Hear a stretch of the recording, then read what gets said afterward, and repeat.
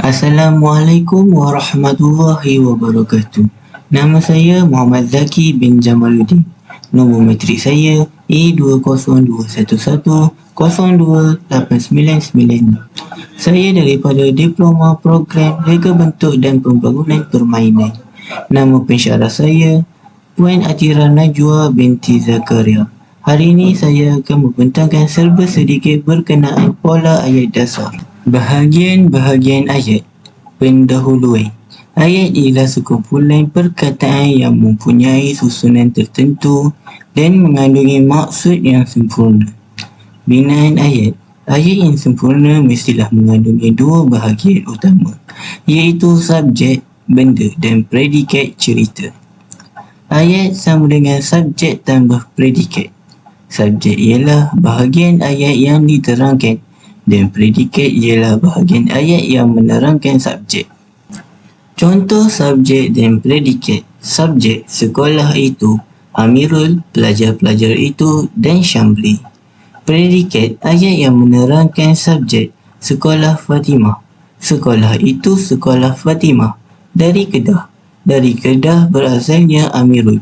Pintar. Pintar menunjukkan keadaan pelajar-pelajar itu semakin baik, menunjukkan sifat Syamli yang semakin baik. Pola ayat dasar. Dalam bahasa Melayu, pola ayat dasar atau ayat inti, ayat mudah ialah ayat yang menjadi dasar atau sumber bagi pembentukan semua ayat yang lain. Dengan kata lain, ayat dasar ialah ayat yang paling sederhana. Ada 4 pola ayat dasar dalam bahasa Melayu. Pada umumnya, bahagian subjek diisi oleh frasa nama. Bahagian predikat pula diisi oleh 4 frasa. Frasa nama, frasa kerja, frasa adjektif dan frasa sendinama. Contoh pola ayat dasar seperti di bawah. Pola 1. Subjek Ali bin Ahmad. Predikat pelajar lelaki. Pola 2. Subjek engkau. Predikat memberi aku dorongan. Pola 3. Subjek sahabatku. Predikat pintar sekali. Pola 4. Abang. Predikat ke kedai buku. Dalam pola 1 hingga 4, frasa nama berfungsi sebagai subjeknya. Bahagian predikat pula terdiri dari 4 frasa. Dalam contoh ayat yang diberikan, jenis frasa dapat dikenal melalui perkataan pertama dalam bahagian predikat. Setelah kita melihat contoh yang telah saya sediakan sebentar tadi, kini kita akan pergi lebih mendalam pada setiap frasa yang telah kita jumpai. Pola 1. Frasa nama tambah frasa nama. Ayat-ayat yang dibina dengan pola ini menggunakan frasa nama sebagai subjek dan frasa nama sebagai predikat. Seperti contoh yang berikut ini. Subjek Yusuf Ishak. Predikat Presiden pertama Singapura. Subjek beliau. Predikat wartawan.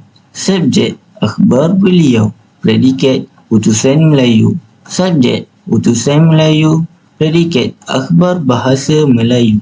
Subjek bahasa Melayu. Predikat bahasa kebangsaan. Frasa nama. Seorang budak lelaki sedang berbasikal. Seekor anak kucing mati di tepi longkang. Udin mendengarnya dengan teliti. Kera itu terjatuh ke dalam sungai. Dalam ayat-ayat di atas, frasa seorang budak, seekor anak kucing, longkang, kera dan sungai dikenal sebagai frasa nama. Sedikit nota ringkas. Frasa nama boleh terbentuk daripada satu kata nama atau lebih.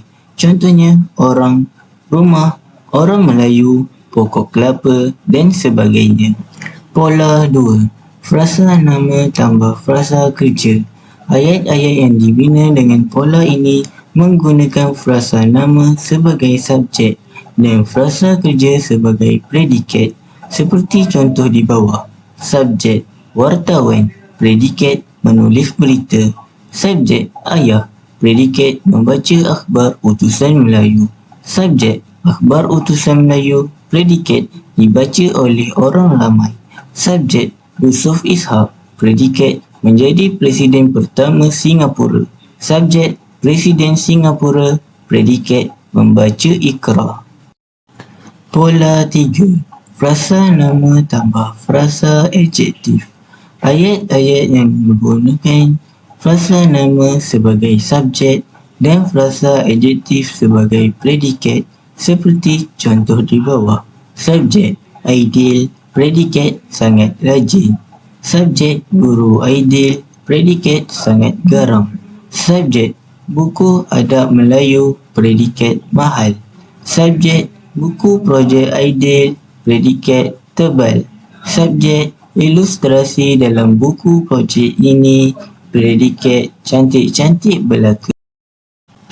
Pola 4. Frasa nama tambah frasa sendi nama. Ayat-ayat yang dibina dengan pola ini menggunakan frasa nama sebagai subjek dan frasa sendi nama sebagai predikat seperti contoh yang berikut. Subjek surat itu, predikat dari London. Subjek juruterbang pelatih, predikat ke Dewan Simulasi Kapal Terbang. Subjek latihan simulasi itu, predikat untuk juruterbang pelatih. Subjek buku-buku misteri itu, predikat daripada abangku. Sampai di sini saja perbincangan saya berkenaan tajuk pola ayat dasar. Saya berharap serba sedikit apa yang saya sampaikan ini dapat membantu orang-orang yang melihat perbincangan saya ini. Sekian dari saya, terima kasih. Assalamualaikum.